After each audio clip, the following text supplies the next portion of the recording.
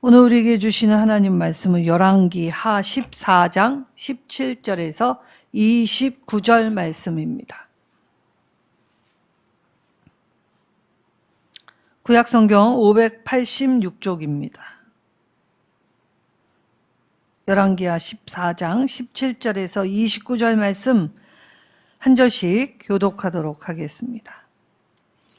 이스라엘의 왕 여호아스의 아들 요아스가 죽은 후에도 유다의 왕 요아스의 아들 아마샤가 15년간을 생존하였더라.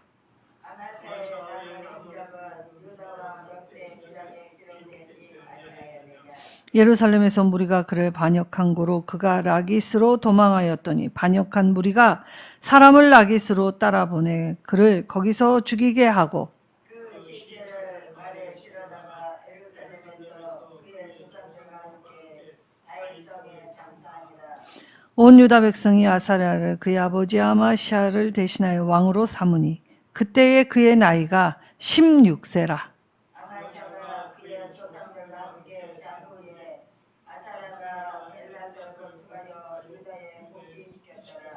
유다의 왕 요아스의 아들 아마샤 제15년에 이스라엘 왕 요아스의 아들 여로보암이 사마리아에서 왕이 되어 41년간을 다스렸으며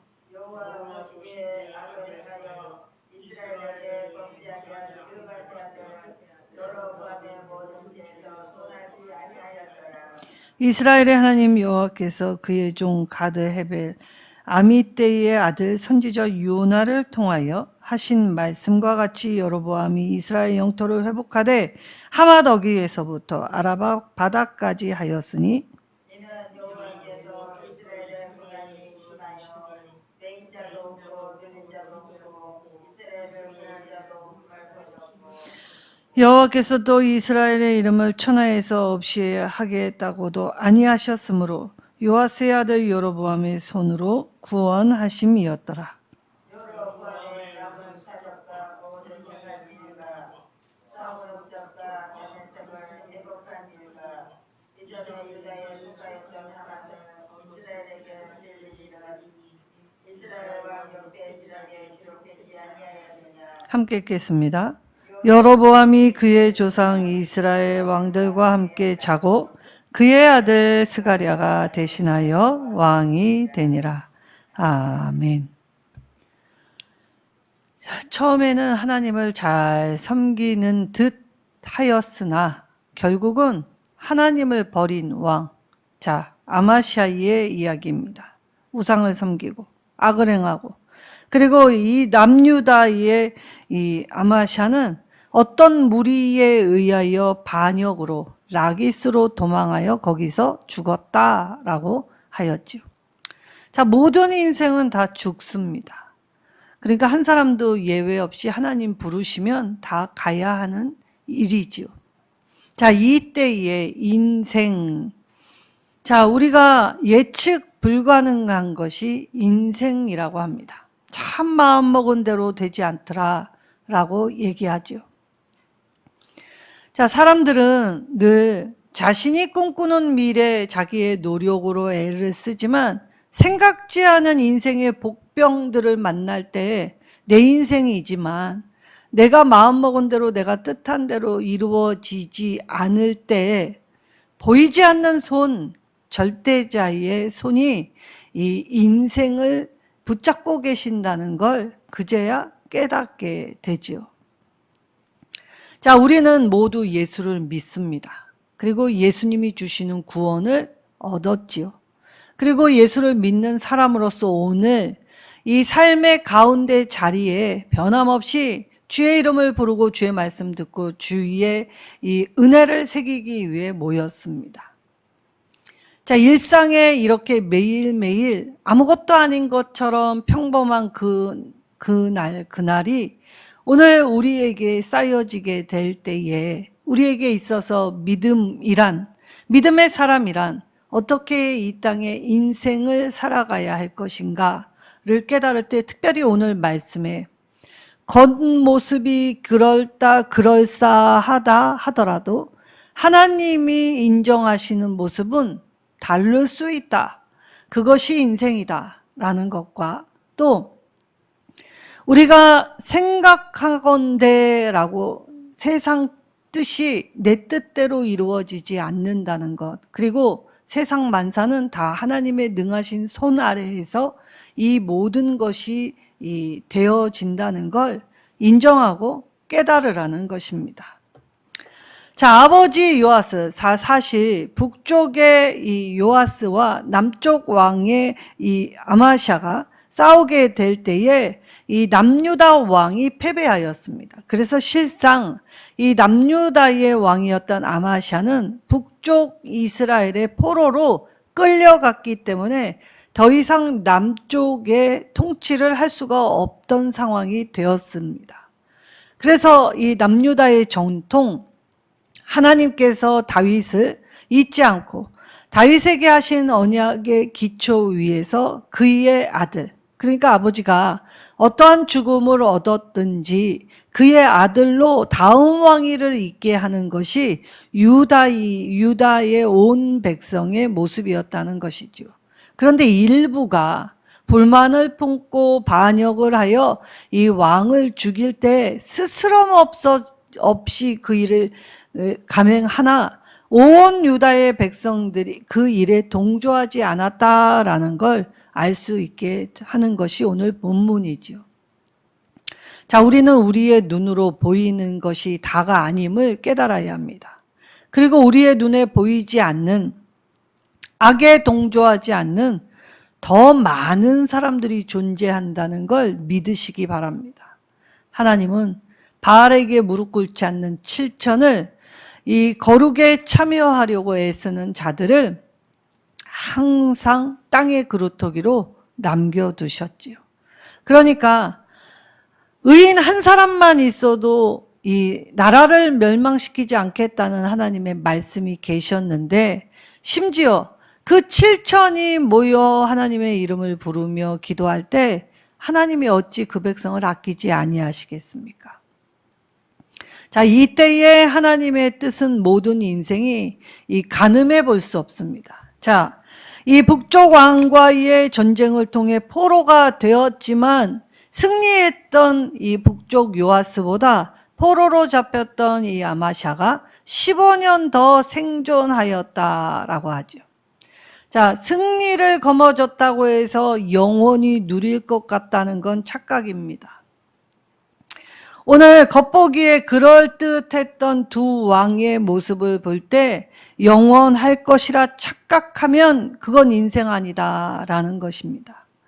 자, 그리고 하나님 앞에 깨어있는 믿음으로 살아가게 될 때에 죽음이 어떠한지 이 판가름이 나겠죠. 자, 15년 더 살았지만, 자, 오늘날 100세 시대입니다. 우리는 모두 장수의 복을 꿈꾸지요. 근데 진짜 장수가 무엇입니까? 오래 숨만 붙어 있는 것, 그거 장수 아닙니다.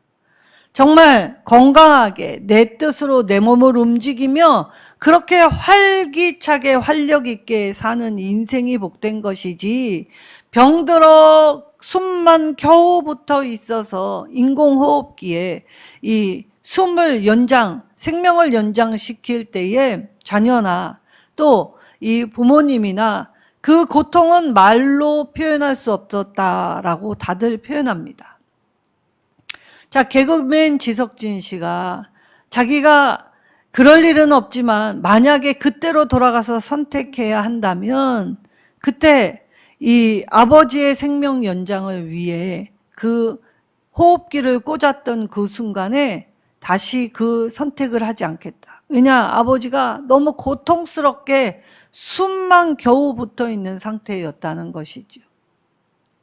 그렇다면 오늘 포로로 끌려갔지만 15년 더 산 아마샤와 승리했지만 아마샤보다 더 빨리 죽은 요아스. 자, 누가 더 행복할까라고 물은다면 둘 다 그렇지 못하다라는 생각이 들지요. 그래서 포로로 15년 동안 더 살았지만 결국 어떤 죽음을 죽었냐? 자, 신복에 의하여 아버지가 이 반역, 암살을 당하였습니다. 근데 이 아버지의 길을 아들이 똑같이 답습하여서 그래서 아들도 이 몇몇의 사람들에 의하여 암살을 당해 죽었다는 것이죠. 자, 우리는 반면교사 삼는 사람들이 꽤 있습니다. 가까운 부모, 형제, 자매, 그리고 친구, 친척, 그리고 여러 가지 스승, 정치인, 경제인, 그리고 여러 가지 연예인들. 자, 반면교사 삼을 사람들이 많죠. 자, 우리가 그걸 이슈화하여 스캔들, 그것만 이야기한다면 회자될 뿐이지 거기서 어떤 교훈이나 그 어떤 걸 우리가 깨달을 수 없게 되겠죠. 그러니 인생은 그러한 모습을 보면서 오늘 나의 삶은 어떠해야 하는가. 그래서 되돌아보고 점검하고 잘못을 고치려고 노력하며 살아야 하지만 우리는 남 얘기는 쉬운데 내가 고치려고 하면 무척 어려운 것이 바로 우리의 인생이지요. 그래서 아마샤는 포로로 끌려가서 15년 살아서 더 이상 왕으로서의 통치도 불가능했기 때문에 사실상 어린 나이였던 그의 아들 아사랴가 이 16세의 왕위를 이어받습니다. 이때에 아버지의 통치권이 멈춘 상태였기 때문에 어린 아들과 공동 통치로 이야기를 하지만 사실은 이 아버지 이 15년 더 살았지만 이 남유다의 왕으로서의 직위도 그리고 결국 이 라기스라는 자기가 머물고 있었던 왕의 자리가 아닌 이 이탈하였던 곳, 도망갔던 곳, 자, 죽음이 무서워서 도망을 간 왕. 라기스는 이 예루살렘 남서쪽 40km 밑에 있는 쪽 있습니다. 자, 그렇다면 이 아버지의 죽음을 오늘 굳이 이야기한 것은 성경에서 말씀하신 이유가 있겠지요. 아버지의 죽음과 아들의 죽음이 별반 다르지 않았다. 사람은 돌이킬 수 있는데도 불구하고 욕하면서 담는다는 것입니다. 다시는 저렇게 안 살겠다 하지만 결국 내가 사는 내 삶도 아버지의 삶과 별반 다르지 않았다. 답습했다. 그러면서 안타깝고 허무한 것이 인생이죠. 자, 이때 유다의 백성들은 왕이었기 때문에 그의 죽음을 이 다윗의 후손이었다는 이유 하나만으로 이 다윗성에 메고 와서 이 장사 지내 주었다라고 하죠. 자, 누가 더 낫습니까?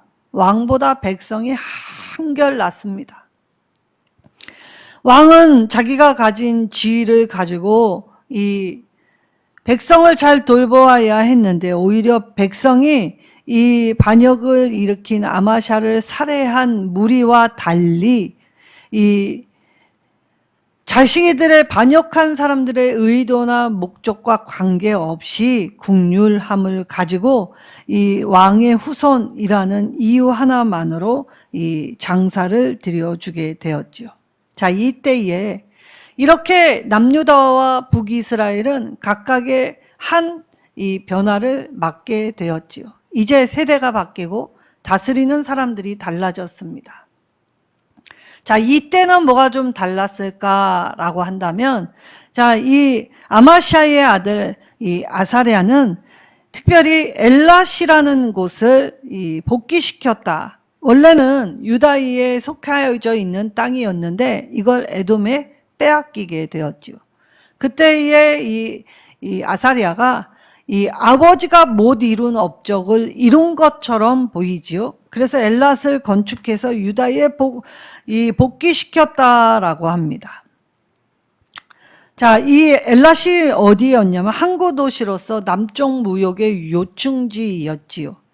그리고 이 예전에 이 에돔 발람으로 유다는 이 지역의 통치권을 잃었습니다. 자, 그러니까 인생은 잃기도 하고 얻기도 하고 또 빼앗기기도 하고 뺏기기도 하고 이렇게 반복하며 돌고 돌아가고 있는 중이다라는 걸 알 수 있죠. 그러니까 우리는 지금 잘 된다고 해서 이것이 우리의 노년에까지 이어질는지는 알 수 없습니다. 사람의 인생은 정말 사람이 생각지 않은 일들이 참 많기 때문이죠.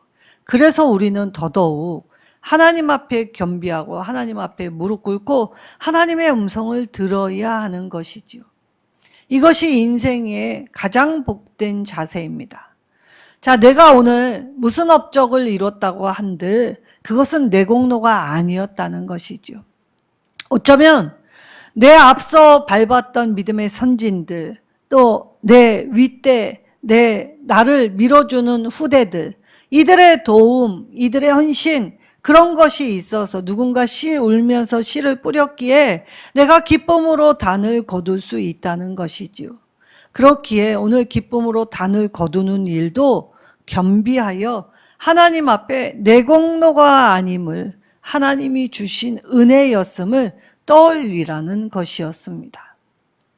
그래서 남쪽 유다나 북이스라엘이 이러한 이 변혁기를 맞게 될 때에 특별히 북쪽의 왕은 초대 왕이었던 여로보암과 이름이 똑같은 왕이 등극하지요. 그래서 우리는 초대 왕 여로보암과 이 북이스라엘 13대 왕인 이 여로보암을 구별하기 위해 여로보암 2세라고 부릅니다.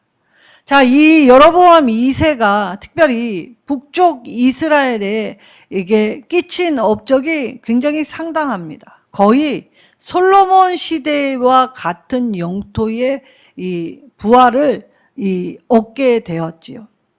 자, 그러면 우리는 잘 됐다, 성공했다라는 결론을 놓고 보면 그가 과연 자격이 있어서 하나님께 이것을 누릴 만한 상태였는가라고 한다면 오늘 성경의 말씀은 굉장히 부정적이십니다. 그러니까 결과로 놓고만 본다면 잘한 일이 분명한데 결과로 놓고 볼 때 하나님은 이것을 부정적으로 여기셨지요. 자, 여로보암 2세가 이제 13대 왕으로 등극하게 될 때에 특별히 열왕기에서는 여로보암 2세를 악한 왕으로 규정 짓습니다. 그리고 그의 통치는 41년간 비교적 다른 왕들의 2배가 되는 통치 기간을 갖게 되지요. 강성한 국가의 기반의 기틀을 마련했다는 것입니다. 자, 그러면 이렇게 강성한 국가 기틀을 마련한 여로보암 2세의 통치를 어떻게 바라보아야 하는가라고 한다면, 자, 북쪽과 남쪽의 영토를 확장시켜서 통일왕국 수준에게까지 비슷하게 바꿔놓았고, 그리고 이 여로보암 2세 때 북이스라엘의 일반 백성들은 호사를 좀 누리게 되지요. 경제권이 회복되었기 때문에 백성들의 삶이 조금 나아졌다는 것입니다. 근데 실상 어떠하였냐? 영적인 어둠이 강한 시대로 규정을 하죠. 이때에 일했던 선지자들이 호세아, 아모스, 그리고 요나가 있습니다. 자, 우리가 익히 아는 요나 선지자는 오늘 여로보암 2세에게 예언을 할 때 하나님의 말씀이 위로는 하맛에서 아래는 아라바까지 이스라엘의 영토가 넓혀질 것이라고 예언을 하지요. 자, 선지자가 이러한 예언을 할 때에 이 예언, 자, 성경은 분명 여로보암 2를 악한 왕이라고 규정을 해 놓았는데 어찌하여 여로보암 2세 때 그럼 이 이스라엘에게 이 부흥기를 주었는가라고 하면 하나님이 악인과 동조를 하시겠습니까? 하나님이 악인과 타협을 해서 악인에게 힘을 실어 주셨습니까? 그렇지 않다는 것이죠. 자, 여로보암 2세 악한 왕이라 할지라도 그 악한 왕을 통하여 일반 백성들의 신음, 자, 오늘 말씀 안에는 이스라엘 안에 고난이 너무 심하여서 매인자도 없고 노인자도 없고 도와줄 사람도 없는 상태였다는 것이고, 그것을 너무 가슴 아프게 생각하신 하나님께서 이 악한 왕을 들어서 일반 백성들의 삶을 좀 살만하도록 은혜를 베풀어 주셨다는 것입니다.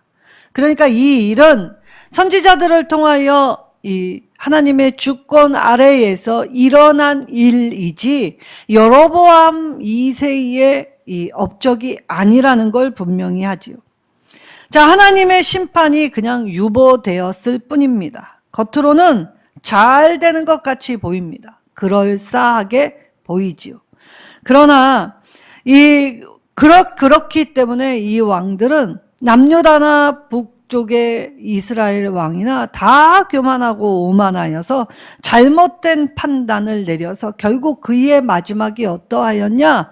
비참했다라는 것입니다. 모든 인생이 하나님의 말씀을 따르지 않고 올바르게 하나님과 관계를 맺지 않아서 비참함으로 결국을 맞이하였다는 것이지요. 자, 하나님은 성과가 크다고 하여 무조건 긍정적인 평가를 내리시는 분이 아니십니다. 만약에 그렇다면 하나님은 정성을 다하여 바치는 자, 심지어 자기의 아들을 이 불 가운데로 지나가게 하는 그들의 열정, 정성을 받으셨겠지요. 근데 하나님은 그러한 모든 일을 악한 것으로 규정하셨습니다. 하나님은 오늘도 부족한 자, 연약한 자, 가난한 자, 심지어 악인들도 사용하십니다. 자, 오늘 우리의 한날 안에서 하나님 앞에 내가 선인으로 사용받을 것인지 악인으로 사용받을 것인지 돌아보아야 하죠. 현실을 흑백으로만 가릴 수는 없습니다. 하나님은 우리에게 흑백 논리로 적용시키지 않습니다. 왜냐, 우리 안에는 장점도 있지만 누구나 다 단점이 있죠. 장점과 단점을 가진 우리, 그래서 우리가 선한 일을 한다 하던 악한 일을 한다 하던 다 정도의 차이일 뿐이지 우리는 죄에서 자유로울 수 없고 우리 스스로 의로울 수도 없고 또 우리의 이 의로움을 가지고 무언가를 할 수도 없는 상태일 때 하나님은 오늘 그러한 자, 하나님의 말씀에 반응한 자, 붙드는 자, 하나님 말씀에 귀 기울이는 자를 통하여 부족한 자를 붙드시고 잘못은 교정시켜 주시며 그리고 악인을 통하여서도 악한 일의 결국을 통하여서도 백성들을 돌보아 주신다는 것이지요. 하나님께서는 다윗 왕조가 무너지지 않도록 지켜주셨습니다. 사실 남쪽도 북쪽에 비하면 미비한 수준이었지만 남쪽도 이 모반으로 인하여 암살당한 왕들이 꽤 있지요. 그러나 남쪽에는 반역이 일어났다고 하여도 새로운 왕조로 새롭게 시작한 것이 아니라 그의 아들로 그 자리에서 다시 일으켜 다시 시작할 수 있도록 은혜를 베풀어 주셨다는 것입니다. 자, 북쪽의 악한 왕 여로보암 2세의 치적, 그러나 많은 선지자들이 일어나서 그의 업적은 하나님 보시기에 악할 뿐이다. 그리고 그의 업적은 하나님의 은혜일 뿐이지 그가 잘해서가 결코 아니다. 라고 선지자의 입을 통해 그의 죄를 고발하고 있습니다. 자, 그렇다면 이 우리 한국 교회 안에 고질병들이 있는데 특별히 우리 안에 기복신앙. 자, 우리는 하나님께 복을 빕니다라고 이야기하죠. 그런데 하나님은 저와 여러분에게 복을 빌 존재로 이 땅에 보내시지 않았다는 것을 유념해야 하지요. 자, 복을 빌어서 받는 것이 아닙니다. 하나님은 첫사람 조상 아브라함에게 너는 복이 될지라 선언하셨지요. 예수님은 우리를 향해 빛이고 소금이다 선언하셨습니다. 빛이 되라, 소금이 되라 라고 하지 않고 너는 이미 빛이고 너는 이미 소금이다 라고 우리의 존재를 규정하실 때 선언을 하십니다. 자, 그러면 우리가 되려고 애쓰는 것이 아니라 이미 빛이고 소금이기 때문에 빛된 존재로서의 일, 빛된 존재로서의 사명, 그래서 우리의 이 안에서 복을 비는 존재가 아니라 복을 받으면 나누는 존재로 우리를 부르셨다는 것이죠. 근데 한국교회가 이처럼 여로보암 2세 때 하나님이 잠시 열어주는 번영 안에서 스스로 착각한 것이 무엇입니까? 바로 기복, 복을 빌어 받는 존재로 비나이다 비나이다의 기도를 한다는 것입니다. 그런데 하나님은 복을 빌라 하지 않고 복을 나누라 하셨습니다. 그때 우리가 나누는 이 복은 하나님의 능력이요, 하나님의 은혜요, 하나님의 사랑이기에 시작하면 눈덩어리처럼 커지고 부풀어지지요. 그리고 사방에 하나님이 예비해 주신 도움의 손길들이 정말 사방팔방에서 다 모이기 마련입니다. 시작을 안 하니까 역사가 이루어지지 않는 것이죠. 또 한국교회의 고질병이 무엇입니까? 한국교회는 지극히 개인적인 신앙을 추구하고 있습니다. 하나님은, 예수님은 항상 교회 공동체를 통해 일하시지요. 그런데 개인적인 신앙을 가지니까 익명성이 보장되는 큰 교회를 선호합니다. 큰 교회에 가면 굳이 내가 나서지 않아도 종교 서비스를 너무나 풍부하고 풍성하게 받게 되지요. 그리고 여기 내가 애쓸 필요가 전혀 없습니다. 훈련 받을 필요 없지요. 그리고 예배를 드리고 나면 자기 만족, 하나님께 드린 예배가 아니라 내가 오늘 그래도 예배를 봤다라는 자기 만족으로 하나님 앞에 나온다는 것입니다. 그래서 한국교회가 지금 성장하지 못하는 건 개인적인 신앙을 가지고 나아갔기 때문이죠. 그리고 두 번째, 아주 심각한 상황이죠. 이 초대교회, 특별히 신약에 있는 교회들이 위협받았던 거짓 교사들이 무엇을 이야기합니까? 성과 속을 나누는 것입니다. 자, 정한 것과 부정한 것. 그런데 교회에 올 때에는 정하고 세상에 나갈 때는 부정한 모습. 그래서 교회에서의 삶과 세상에서의 삶이 나뉘어져서 정반대의 모습을 비추어져 있기 때문에 세상 사람들이 우리를 향해 손가락질을 하였던 것입니다. 하나님은 오늘 내가 거룩하니 너희도 거룩하라 하실 때 그 거룩은 예배로 시작하여 예배의 자리뿐만이 아니라 일상의 평범한 삶, 그때 하나님을 알지 못하는 사람을 만나는 그 자리에서도 이 거룩에 참여하는 일을 하라고 하셨지요.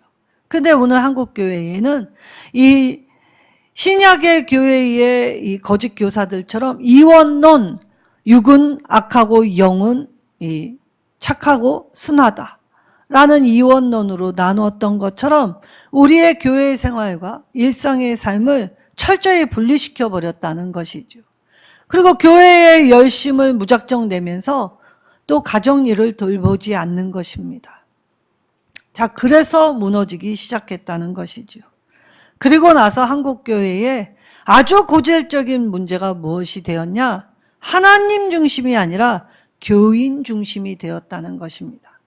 교인의 의견이 반영되고 교인의 뜻이 곧 하나님의 뜻인 양 둔갑하여 그렇게 나아가게 될 때 오늘 이 우리의 경제적 부흥 안에서 우리가 참되게 예배하는 기쁨과 감사를 이제 서서히 잃어버리게 될 때 아무 힘 없는, 그래서 눌리면 눌린 상태 그대로, 빼앗기면 빼앗긴 상태 그대로 무기력하고 무능력하게 그렇게 우리의 삶의 자리에 눈물 흘리며 가슴을 치고 앉아 있지만 그건 우리의 힘듦의 한탄이지 하나님을 향한 애통과 참회와 회개가 아니었다는 것이지요. 하나님은 늘 말씀하시는 바를 지키셨습니다. 그리고 하나님의 뜻은 어제나 오늘이나 동일하였지요. 자, 영적 암흑기였던 여로보암 2세의 경제 정치가 아무리 강력했다 하더라도 잠시일 뿐이었다는 것입니다. 이 여로보암 2세의 이 통치 이후부터는 이 북이스라엘은 멸망을 향하여 거의 수직으로 발빠르게 나아가기 시작하지요. 그러니 오늘 우리가 부흥할 때에 교만치 않고 이것이 영원할 것이라 착각하지 아니하며, 또 어려울 때에 이것이 끝이 아니다, 하나님이 하실 새로운 일 소망하며 그렇게 나아갈 때, 오늘 번영은 하나님의 축복일 수 없다라는 것과 하나님의 심판이 따른다는 것을 우리가 상기할 때, 결과가 좋다고 다 합리화하고 변명하고 또 정당화할 수 없다는 것을 깨달아야 하지요. 자, 그렇다면 오늘 우리가 하나님 앞에 일할 때 화려한 이력, 유능함, 이런 것으로 성공한다 할지라도 하나님 앞에는 좋은 평가를 받을 수 없다는 것입니다. 하나님 보시기에 심히 아름다운 하나님의 백성의 모습을 갖추며 살라고 말씀하십니다. 자, 우리는 하나님 한 분만 붙들어야 합니다. 하나님 한 분을 놓치면 우리의 모든 것 되시기에 다 잃어버린 자가 되지요. 그렇기 때문에 아마샤처럼 이 죽음마저도 비참함으로 아무것도 남지 않는 상태가 된다는 것이죠. 자랑은 세상의 이생의 자랑, 또 세상의 자랑은 정말 헛되고 덧없이 흘러가는 것입니다. 무가치하고 또 우리에게 아무런 영향을 줄 수가 없지요. 그래서 하나님은 저와 여러분에게 사모하는 마음, 영혼을 사모하는 마음을 주셨던 것입니다. 왜냐? 이 땅에서 하나님 말씀 듣고 그 영혼을 향해 잘 찾아오라고.